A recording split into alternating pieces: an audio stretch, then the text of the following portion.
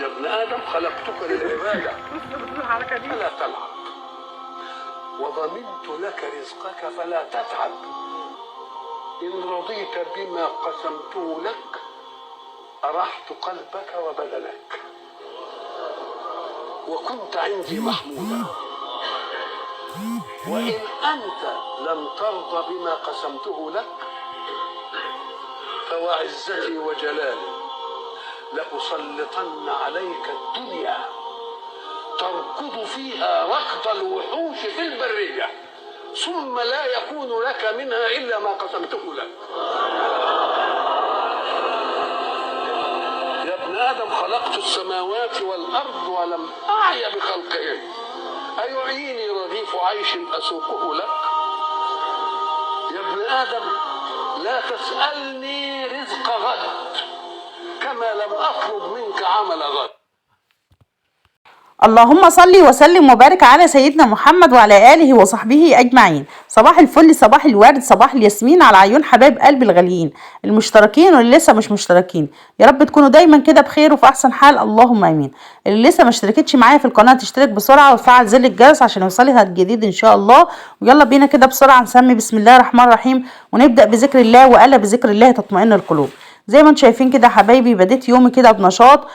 دبحت البطتين الصغيرين اللي كانوا عندي دول، كانوا هم مش صغيرين، هم حجمهم صغير لكن سنهم كبير. يعني هم دي البط اللي هي ايه بتقولي عليها احنا هنا في الريف كده، يعني بنقول عليها ايه جردة المزغة. فاحنا دبحناها هي زي ما انتم شايفين بسم الله ما شاء الله. صدرهم حلو مليان باللحم، لكن هم صغيرين حجمهم صغير. تمام، دبحناهم زي ما انتم شايفين كده.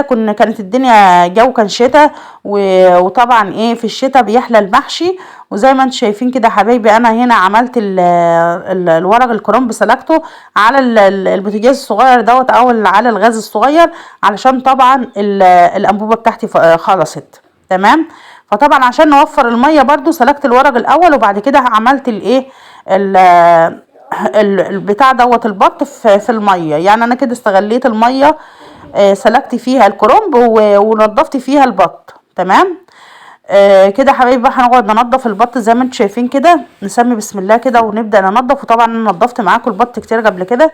بتاخدي الريشه اول باول كده علشان خاطر ما يفضلش معاكي ريش في البط وايه وينضف معاكي بسرعه. ده طبعا بط سوداني او بط بلدي. فالبط البلدي حبايبي لما بيبقى واخد ميعاده في الطياب، يعني هو ايه كبير مش صغير، ما بيبقاش فيه ايه ريش صغير. لكن طبعا هنكمل تنظيف ونرجع لكم تاني عشان ما نطولش عليكم. دلوقتي بقى ابتديت ان انا نحشي المحشي بتاعي. جهزت كده الخلطه اللي احنا بنحطها تحت، بصل وطماطم، شرايح بصل وشرايح طماطم، وكمان حطيت تحته الهياكل بتاعه البط. انا طبعا هنخلي البط لبكره علشان خاطر هنعمل بيه اكله تانية. يعني انتوا عارفين الظروف اليومين دول الظروف الاقتصاديه مش كويسه، فانا هنمشي اموري باي حاجه، والحمد لله كله رضا من عند ربنا وفضل. اهم حاجه ان الانسان يحمد ربنا على اللي عنده علشان يشبع. تمام، هنا حطينا معلقه من الصلصه كده على الهياكل بتاعتنا علشان خاطر طبعا ايه تاخد لون حلو ويبقى شكلها حلو كمان. وطبعا ابتديت ان انا نحشي. جبت الورق بتاعي كده بقى وقعدت في الارض زي ما انتم شايفين كده، وابتديت ان انا الف المحشي بتاعنا. عملنا المحشي برده كذا مره مع بعض، بس حاولت يعني ان انا اعمل لكم فيديو صغير كده وتشوفوا انا عملت ايه لما الانبوبه خلصت. يعني وفرت ازاي. برضو انا مش هنوقف، يعني لما مفيش حاجه هتوقفني لما نبقى عندي حاجه مثلا نقصاني، اكيد ان انا مش هنوقف عشانها، لا هنحاول ان انا نعمل باللي عندي او نكفي نفسي باللي عندي. فالحمد لله، اللهم لك الحمد يا رب، اللهم دمها علينا نعمه.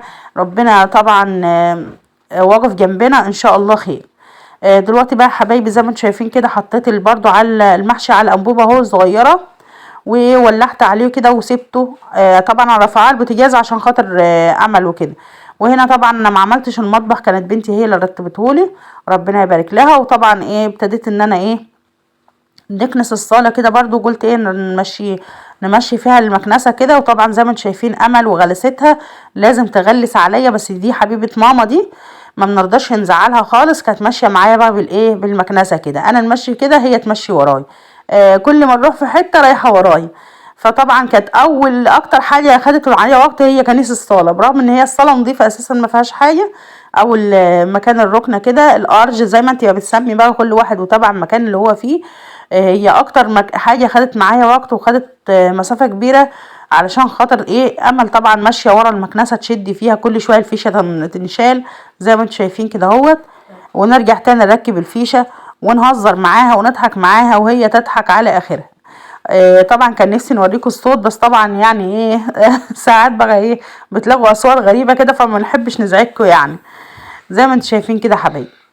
طبعا هنكنس بقى الركنه كلها كمان. بنحب يعني ان انا امشي المكنسه على الايه، على الركنه من فوق. تمام.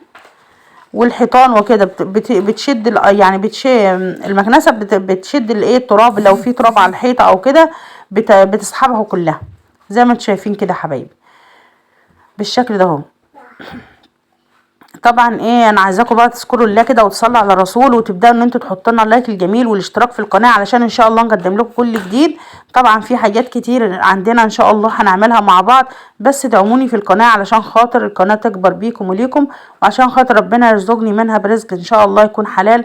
ان انا نقدر ان انا نعمل لكم الحاجه اللي انتوا عايزينها كلها والحاجه اللي انتوا بتحبوها. تمام حبايبي. زي ما انتم شايفين كده، انا برضو زي ما قلت لكم كده، بقتنا ايه نزعف كده الحيطه بالمكنسه، بتشد اي تراب اي عنكبوت في الحيطه، برضو بتخلي الحيطه نظيفه وزي الفل. زي ما انتم شايفين كده يا حبايبي.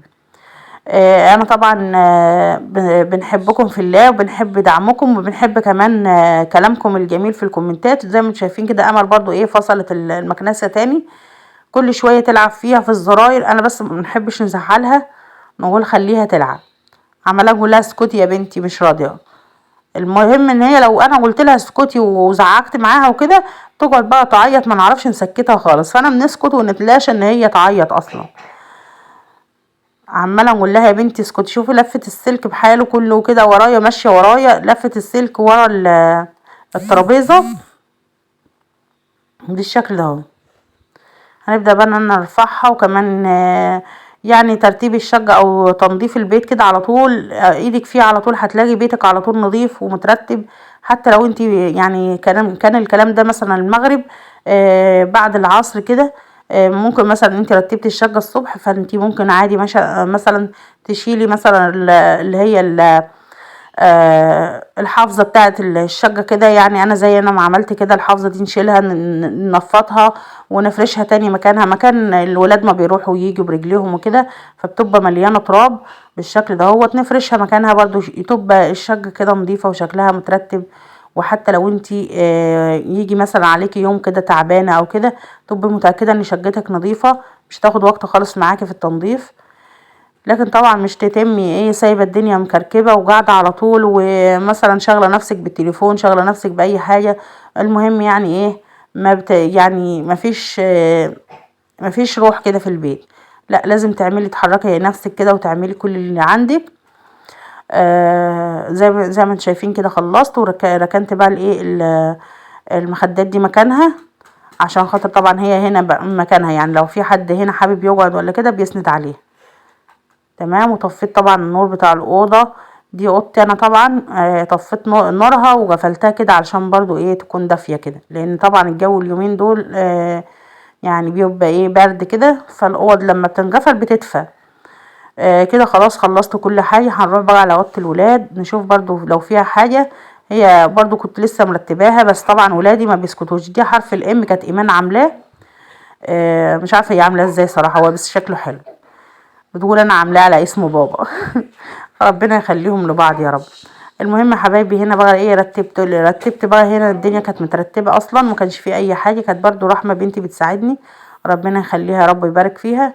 وطبعا الدولاب برضو بصيت عليه، لو في اي حاجه بنيجي مرتباها اول باول عشان خاطر يتم مترتب معايا، وهو الحمد لله كان نضيف. هنا بقى هندي لنفسي كده هدنه، ونقعد بقى نحفظ شويه قران كده، علشان طبعا من الورد اللي عليا، او علشان من ايه ما ننساش اللي انا حفظته قبل كده، يعني نكون كل يوم كده فاكراه، نراجع ونحفظ عشان خاطر برضو ما ننساهوش، لان ما نهجرش يعني القرآن. فبرضو لو انت ما بتقريش القرآن، حاولي تعملي لنفسك كل يوم ورد، صفحة واحدة، حتى لو تقري صفحة واحدة هتكون حاجة جميلة، وهتحمسك وتشجعك ان انت تحفظي. وطبعا يا رب يجعله في ميزان حسناتها. ما كنتش واخده بالي ان رحمه بتصورني، فبرضو ايه قلت لها كملت الحفظ بتاعي وكده، وقمت بقى نبص على المحشي لقيته اتشرب اهوت. هنوطي عليه النار لغايه بقى ايه ما يتشرب ويبقى تمام التمام. شايفين شكل المحشي يفتح النفس ما شاء الله، الصوابع ما شاء الله مرصوصه جنب بعضها، حاجه جميله كده وتفتح النفس وبرضو تغيير. ويعني والحمد لله اللهم ديمها علينا نعمه. هنا بقى كنا ايه خلاص هنفضي المحشي، فسمعوا بقى ايه ولادي بيعملوا ايه، بيزرغتوا واحنا بنفضي المحشي وبنطبل. حبيت نوريكم الحته دي عشان تضحكوا معانا. وطبعا ده المحشي اهوت بسم الله ما شاء الله، الله اكبر عليه، حاجه كده تفتح النفس وشكله جميل جدا ما شاء الله. وكمان الحله بتاعتنا مش شابط فيها اي حاجه، بصوا شكلها جميل ازاي، تفتح النفس. اللهم بارك يا رب. لو عجبكم الفيديو النهارده ما تنسوش لايك وشير واشتراك في القناه.